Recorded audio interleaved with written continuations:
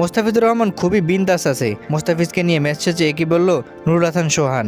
গেল 2 দিন ধরে বিশ্বজুড়ে আলোচনা শীর্ষে মোস্তাফিজুর রহমান, কেননা আসন্ন আইপিএল স্কোয়াড থেকে বাংলাদেশের এই পেসারকে বাদ দিয়ে দিয়েছে কলকাতা নাইট রাইডার্স। এরপর আসন্ন টি-20 বিশ্বকাপে ভারতের মাটিতে না খেলার দাবিতে আইসিসিকে চিঠি দিয়েছে বিসিবি। অবশ্য গতকাল বিপিএল এ রংপুর রাইডার্সের হয়ে বল হাতে আলো ছড়িয়েছেন মোস্তাফিজুর রহমান। পরে সংবাদ সম্মেলনে রংপুরের অধিনায়ক নুরুল হাসান সোহান বলেন, আমার মনে হয় মোস্তাফিজুর রহমান বিশ্বমানের বোলার, সেটা অনেকদিন ধরে প্রমাণ করে আসছে। এই বিশ্বাস সবার উপর আছে, ওকে নিয়ে আলাদাভাবে কিছু বলার নেই। সবাই সবসময় মুগ্ধ, ও বিন্দাস আছে, খুবই আরামে আছে। একই সাথে খারাপ লাগা থাকতে পারে, সে যেটা ডিজার্ভ করে আগে আরো ডিজার্ভ করতো, তবে আমার কাছে মনে হয় সে ভালোই আছে। এদিন সোহান আরো বলেন, শেষ পর্যন্ত বিশ্বাস ছিল মোস্তাফিজ আছে, আকিব জাভেদ ও ভালো করেছে। শেষ বলে বাউন্ডারি হওয়াতে মোস্তাফিজুর রহমান একটু চাপে বেশি পড়ে গিয়েছিল, গুরুত্বপূর্ণ সময়ে সে তার সেরাটা দিতে পেরেছে।